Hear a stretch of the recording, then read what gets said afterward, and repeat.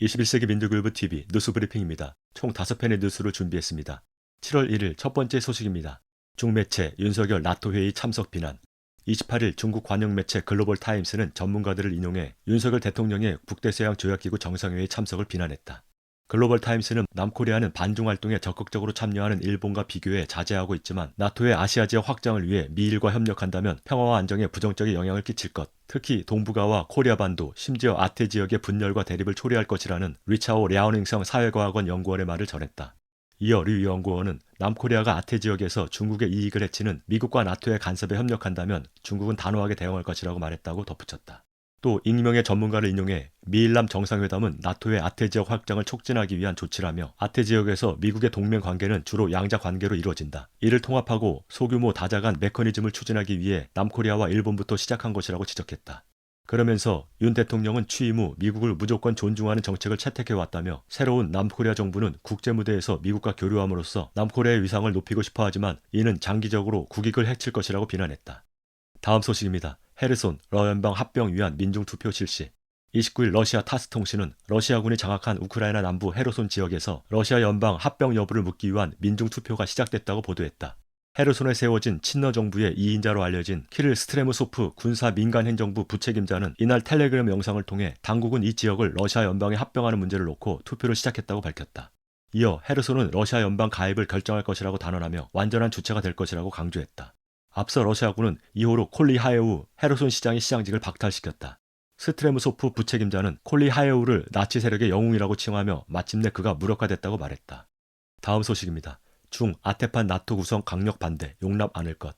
중국이 28일 열린 유엔 안전보장이사회 공개회의에서 북대서양 조약기구가 아시아 태평양 지역 국가들을 정상회의에 초청하고 중국을 구조적 도전으로 규정한 것에 대해 반발하며 비난을 쏟아냈다. 29일 신화통신에 따르면 장준 유엔 주재 중국 대사는 우크라이나 문제와 관련한 안보리 공개회의에서 중국은 나토의 전략 조정을 예의주시하고 있다며 우리는 나토가 교훈을 얻을 것을 촉구한다고 말했다.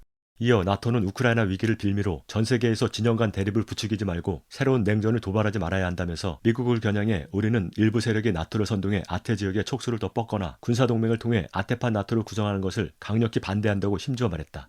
아울러 시대에 뒤떨어진 냉전 시나리오는 절대 아태 지역에서 재현되지 말아야 한다며 세계에서 이미 진행 중인 전쟁과 혼란이 아태 지역에서도 일어나는 것을 용납하지 않겠다. 시대 흐름에 역행하는 그 어떤 시도도 반드시 실패할 것이라고 경고했다. 다음 소식입니다. 푸틴 아프간 정상화를 위해 노력. 28일 타지키스탄 수도 두샨베에서 블라디미르 푸틴 러시아 대통령과 에모말리 라흐몬 타지키스탄 대통령과의 정상회담이 진행됐다. 정상회담에서 푸틴 대통령은 우리는 아프가니스탄 상황이 정상화될 수 있도록 모든 것을 다하고 있다며 탈레반과 관계를 구축하기 위해 노력하고 있다고 강조했다. 아울러 아프가니스탄의 모든 민족이 국가 운영에 참여하기를 원한다고 밝혔다. 탈레반을 테러단체로 지정했던 러시아의 이전 행보와는 사뭇 다른 모습이다. 한편 탈레반은 러시아의 대표단을 두고 얼마 전 진행된 빼제르부르크 국제경제포럼에 참여하기도 했다. 마지막 소식입니다. 전쟁의 근원 나토 정상회의 개막. 29일 스페인 마드리드에서 나토 정상회의가 개막됐다. 옌스 스톨텐베르그 나토 사무총장은 높은 수준의 준비태세를 갖춘 병력을 30만 명 이상으로 늘릴 것이라고 밝히며 현재 4만 명 규모의 나토 대응군을 거의 8배가량 늘리는 것이라고 설명했다. 이번 나토 정상회의에서 주목되는 것은 중국에 대한 공동 대응 방침을 담은 신전략 개념을 채택할 예정이라는 점이다. 회의에 앞서 미국과 영국은 중국의 군사 경제적 위협을 부각해 나섰다.